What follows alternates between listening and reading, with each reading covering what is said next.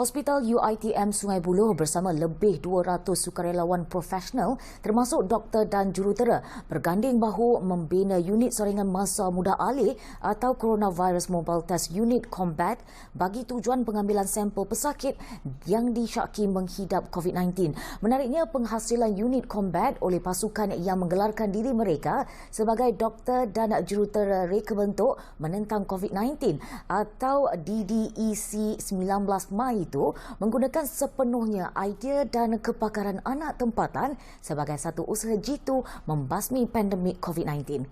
Ikuti laporan disediakan wartawan Nur Azura Aziz.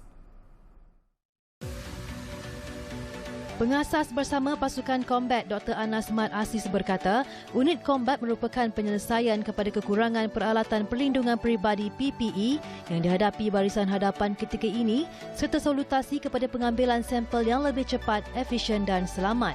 Kami menyediakan clinically safe method di mana ada pengasingan total di antara pekerja healthcare worker dan juga pesakit lah. Jadi bila ada pengasingan total, tidak perlu pakai PPE. Kita pun faham material PPE ini semakin lama semakin berkurang. Dan last sekali, di mana kita juga berbincang berkenaan dengan manpower, sekiranya PPE kurang, healthcare worker akan terjejas dan lumpuh sistem kesihatan kita.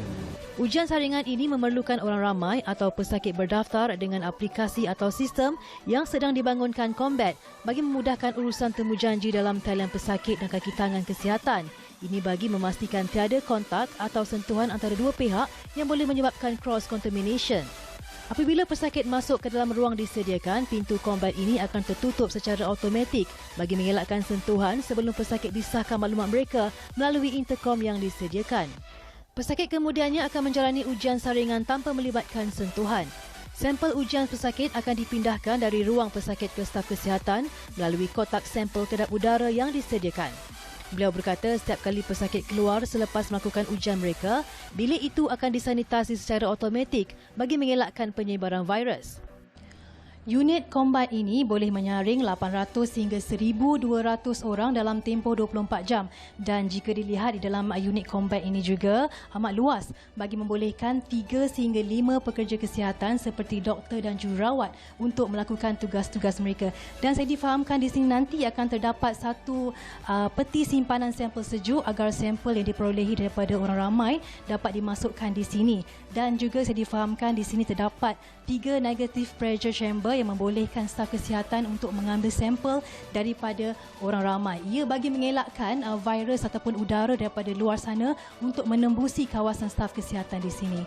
Dr. Anas berkata prototip model pertama kombat yang telah siap dibina dan kini diletakkan di Hospital UiTM Sungai Buloh itu turut dilengkapi kemudahan OKU, pengawal dingin dan sistem komunikasi satelit bagi memastikan setiap data diperolehi dapat disalurkan kepada pihak bertanggungjawab seperti Majlis Keselamatan Negara MKN dan Kementerian Kesihatan Malaysia. Ia disiapkan dalam jangka masa kurang 3 minggu dengan kos yang efektif. Dalam pada itu, Timbalan Pengarah Hospital UiTM Sungai Buloh, Profesor Dr. Ahmad Izwanuddin Ismail berbangga dengan penghasilan combat unit yang merupakan satu idea inovatif tempatan dihasilkan alumni UiTM yang dapat memenuhi keperluan frontliner pada waktu ini. Kita boleh deploy benda ni ke tempat-tempat yang diperlukan. Being agile and mobile, of course kita boleh guna di beberapa tempat yang diperlu. Jadi salah satu contoh, jika kita ada kawasan red zone yang kita dah identify, kita boleh hantar combat booth ini untuk melakukan screening, mass screening di kawasan tersebut untuk memastikan berapa ramai yang terkena jangkitan COVID-19 ini.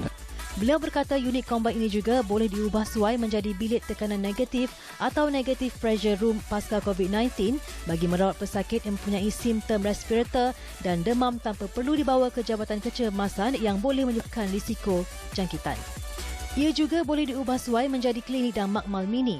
Timbalan Presiden Ikatan Pengamal Perubatan dan Kesihatan Muslim Malaysia iMedic, Dr. Azizi Ayub pula berkata, projek membina unit kombat ini merupakan hasil sumbangan keuangan orang ramai.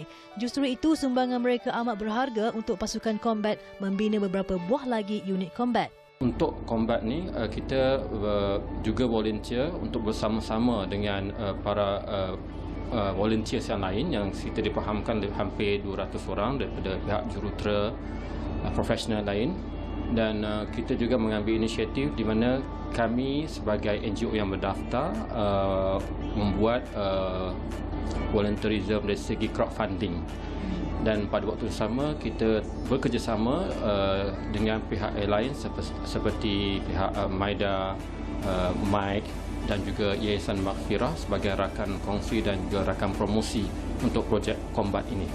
Yang pastinya usaha murni secara sukarela dari pelbagai pihak dalam pasukan ini wajar dipuji dan dibanggakan kerana ia adalah produk dari Malaysia untuk Malaysia dan untuk dunia. Laporan Nur Azura Aziz untuk Bernama TV.